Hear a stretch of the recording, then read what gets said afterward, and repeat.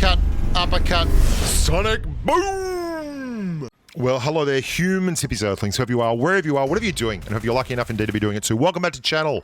I'm Bushka, and today we're going to rate the SMGs from number 6 all the way through to number 1. Now, before we start, if you could just take 10 seconds of your life and go down and hit the thumbs up, like button for me on this video, that would really help me out with the algorithm and, you know, help the channel. Anyway, let's get started. I do want to say something before we start. I'm going to run some numbers through that you may well not have thought about with regard to these weapons. I'm going to talk about their versatility. I'm going to rate them according to how they do across all kinds of different metas like squads, duos, solos, etc. Let's start it off with the gun that I came in at number 6. That's the UMP.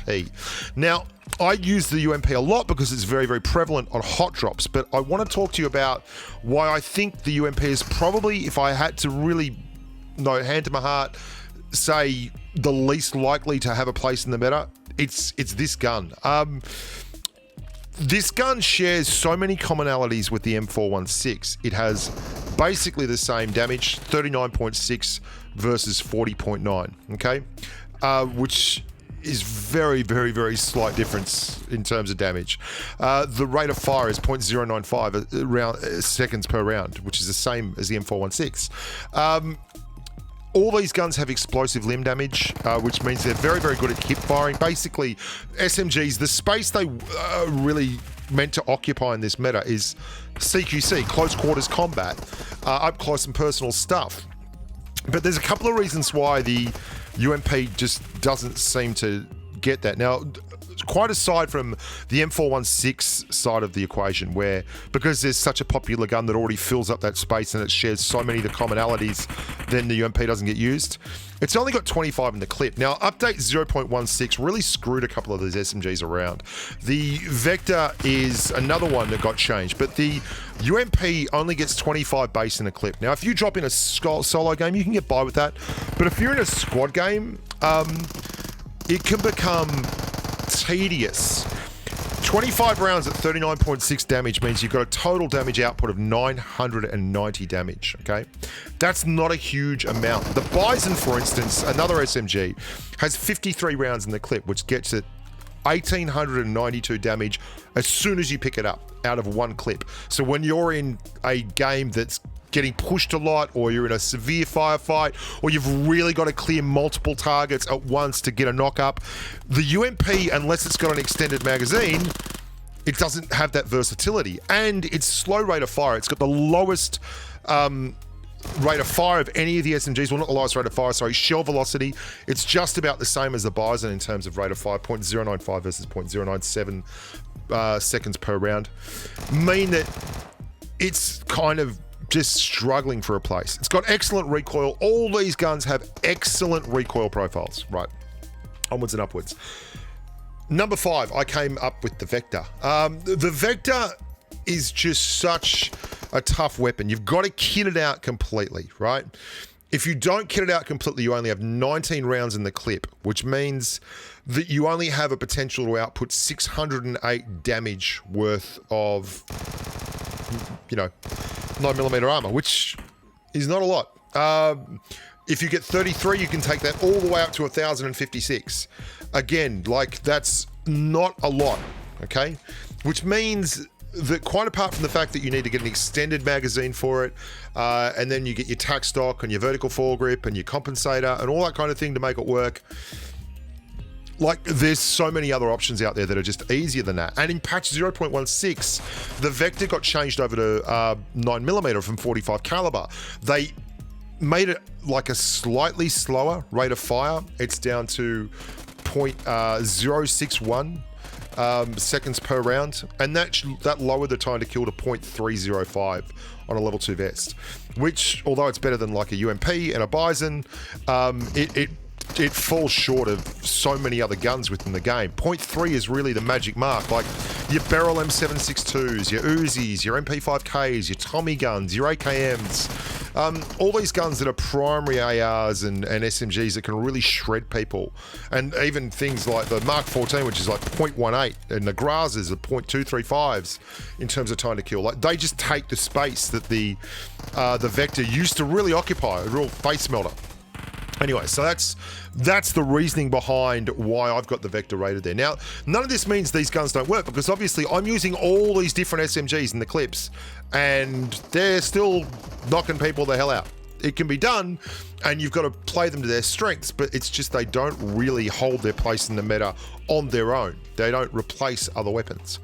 Okay, so after that we get the BIZON. Okay, the BIZON is a very, very low profile recoil pattern, just like the UMP. It does slightly less damage. 35.7 is the alpha round in the BIZON compared to the 39.6 of the UMP. Its time to kill is just the same as the UMP. 0.38 versus 0.388. They're so close, but it gets 53 in the clip.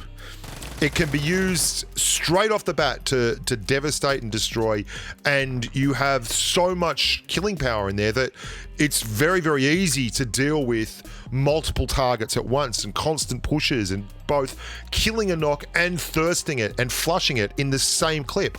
And that's really, really important. And the fact that I've had a lot of people talk to me about how they use a 4X on a BIZON and single tap it, and because of the very, very, like, you put a suppressor on that, it's very, very hard for people to hear that. And you've got 53 rounds in the clip when you're doing it. It makes it a hell of a pest. It means it's more versatile, it's more useful in more situations across both solos, duos, and squads. And that's why the BIZON is rated there at number 4. At number 3, we start getting to the real business end of proceedings. And this was probably the hardest one for me to pick. I put the Tommy gun in at number 3. It's basically a better BIZON, right? Because the Tommy gun is so specific to close quarters combat. 0.285 time to kill. You can put 50 in a clip. It's got excellent base damage, the highest alpha of any of the SMGs, 41.8 damage rather than the 49.6, which is more damage. 41.8 is more damage than the clip, than a shell out of an M416. Think about that. The Tommy gun's single round does more damage, and it fires at the same rate. So it ends up just creeping across the line to 0.285 time to kill on a level 2 vest on a close quarters target. But if you take that out into like 50 meters or something and it starts dropping any damage off its round, then that time to kill spirals out to another round. And that means that the Tommy gun only really works in the tight. It can do over 2,000 damage with one extended magazine, which is really sensational if you think about that. That means that the Tommy gun can absolutely pump through whole squads, and it's one of the reasons why it's so popular with pro players as a primary when they're early game. At number 2, I have, for me, the Uzi. And this was controversial for me because the number 1 pick is obviously going to be the MP5K, but the MP5K is only available on Vikendi. On all other maps, the Uzi is the number 1 SMG. It is flat out ridiculous. 0.259 time to kill. Its rate of fire is 0.0432.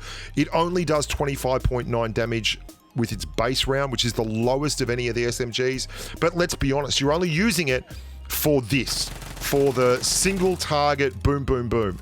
And it is so effective for that. And it's awesome in the synergy that it has with the M416 or just about any other gun, because you can weapon switch anything automatic out as a secondary and let the Uzi just be that monstrous killer.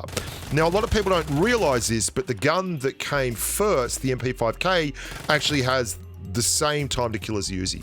Like the same time to kill, because the MP5K is another 9mm gun, but it does things a little bit differently. It's a lot more like the old Vector. The MP5K's rate of fire is 0.0645 seconds per round, and it does 34.4 base damage on its rounds. So it's firing as fast as a Vector, but it does another 2.5 damage a round on top of a Vector, and it can absolutely load more in the clip.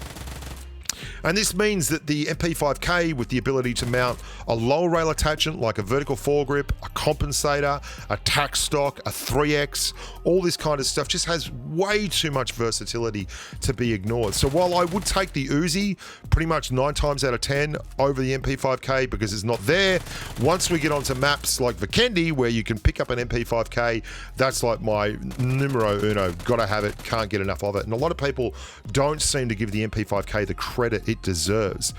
The Uzi is the darling of the crowd right now, but I do struggle with the Uzi because of that low damage on the alpha round.